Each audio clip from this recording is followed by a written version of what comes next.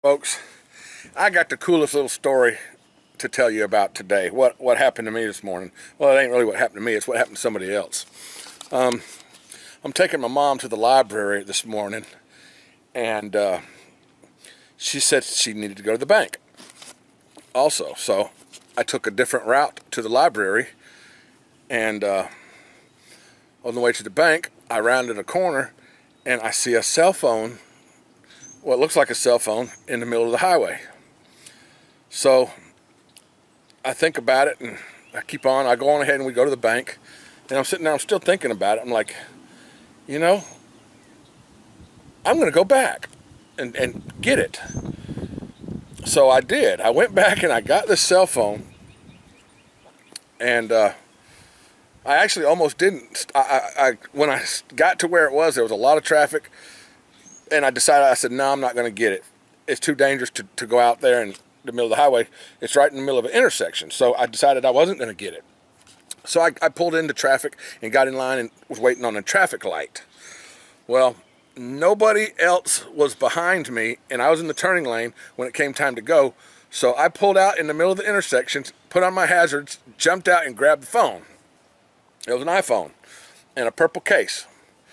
And it has a phone number. Had a phone number on it. I hope nobody saw that phone number. Anyway, it had a phone number on it. All right? I called the phone number with my phone. And the phone that I had just picked up in the road started vibrating. Okay, now take it. The cars have been running the phone over. The screen was destroyed. There was no way I could answer the phone because the touch screen is destroyed. So I have a phone number, and I have a purple phone, and I don't really know what to do. So I can't turn it off. I can't do anything. I take it to the Verizon store, and I ask them. I said, I found this phone in the road, and this number on the back of the phone is to this phone. Can you look it up and see if it's one of your customers? If it is, then they can figure out a way to return the phone to the person. Nope, wasn't one of their customers. They just suggested I go on down the street a block away and try AT&T. So that's what I did. I went to AT&T, told the girl in there the same story, and she's looking it up. She says, nope, it's not one of our phones. And she had the idea of trying Siri, okay? So what she did was she pushed the button, and she says, Siri, call the last number that called me. So Siri calls back my phone. So that was ruined. We couldn't call the last person that called the lady because it was me. Well, yeah, it ended up being a lady. So we tried call mom. Which mom? So we couldn't do that. So we asked Siri to call dad, and it couldn't do that. And then we asked Siri all kinds of stuff. So she had some customers come in, and I says, I'll keep trying. Thank you for your help anyway. So I took the phone with me. I got out into the parking lot, and just something popped into my head to ask Siri to call Tim. I said, Siri, call Tim. Calling Tim, Siri says. So the phone is calling Tim. So it rings, and some guy answers the phone, and I tell him the story. I says, I have this phone, and it belongs to somebody named Karen, okay? Because Siri, but throughout talking to Siri, Siri called out the name Karen. So I figured out that the name Karen and that phone number on that phone. So I called Tim. When Tim got on the phone, I asked Tim, I said, do you know somebody named Karen that has this phone number? And I told him the phone number that I had on this. I said, I found this phone. He said, yes. Where did she live? And he told me where she lived, what city she lived in, and I said, that's where I found the phone. I said, can you contact somebody and give them my phone number to let them know that I found her phone and I need to return it to her. So he says that he took my phone number down and was going to give it to her mother or something. But I mean, a couple hours went by and nothing happened. I ain't heard from nobody, so I start doing my own research. Okay, I asked him what her last name was, by the way. So he told me her last name. So when I got home, I looked her up on Facebook. Found her on Facebook.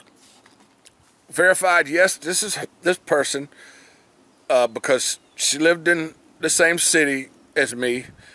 And then I Googled her name, and that phone number popped up along with her name and address, which was right around the corner from where I found the phone.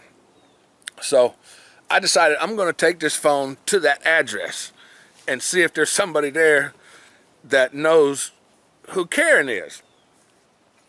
Well, as soon as I leave the driveway, the phone starts going, wah, wah, making some weird sound. Somebody's calling the phone.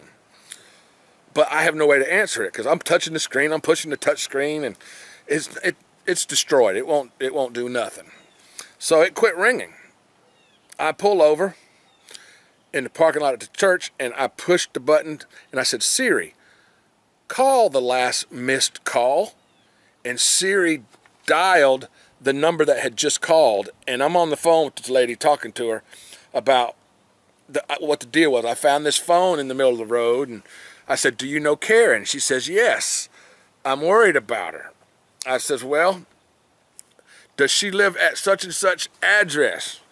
Because that's where I'm going with this phone right now. I'm on my way. She said, yes, she still lives there. I said, okay, cool. So now I know whose phone I got. I know where that she does live at that address.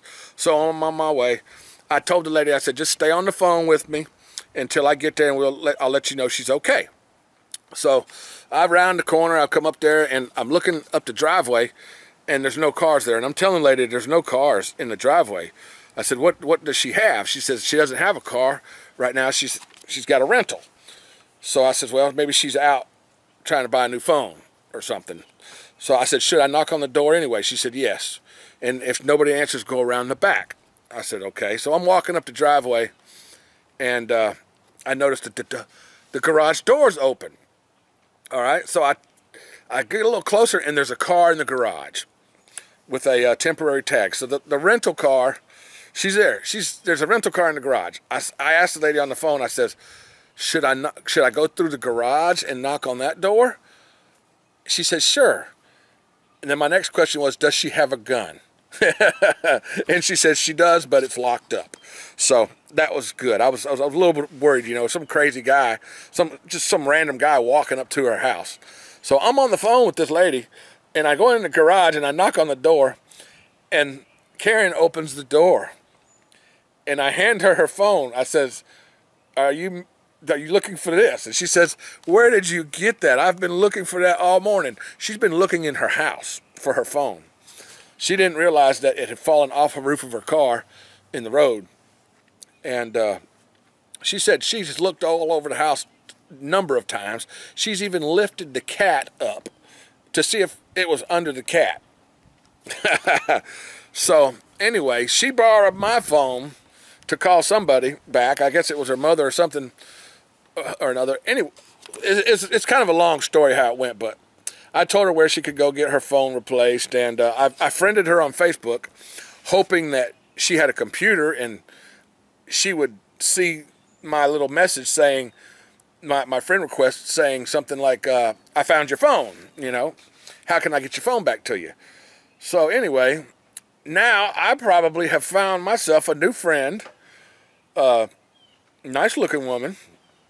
And I really did a great thing. I did a good deed for a good person. I hope that hopefully she's got my phone number's on her phone. Maybe when she gets it fixed, she'll call me back, and maybe we can go out for dinner or something, or I don't know.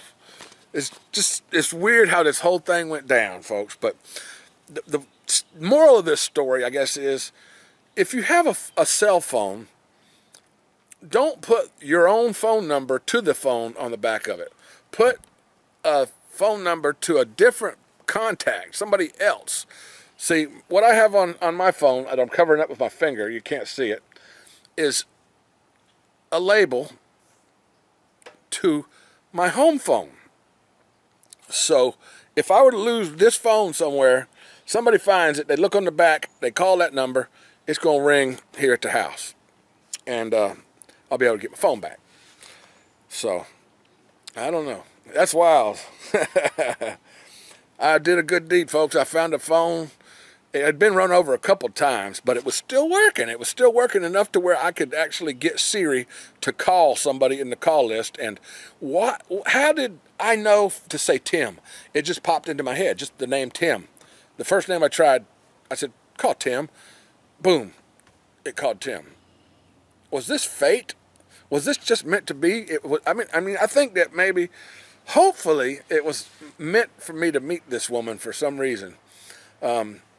She's just a little bit older than I am, and I think she might be single. But if nothing works out in that department, I would at least have made a good friend. So, the moral of the story is not only put a different phone number on the back of your phone, but to also do something kind for somebody and be nice to people and go out of your way to try to help somebody. And I think I probably did, because now instead of buying a new phone, she only has to buy a new screen. Thanks for watching this, folks. Rednecks Gone Wild did another good thing for somebody else. So it's your turn. Do something good for somebody. Bye. Thanks for watching.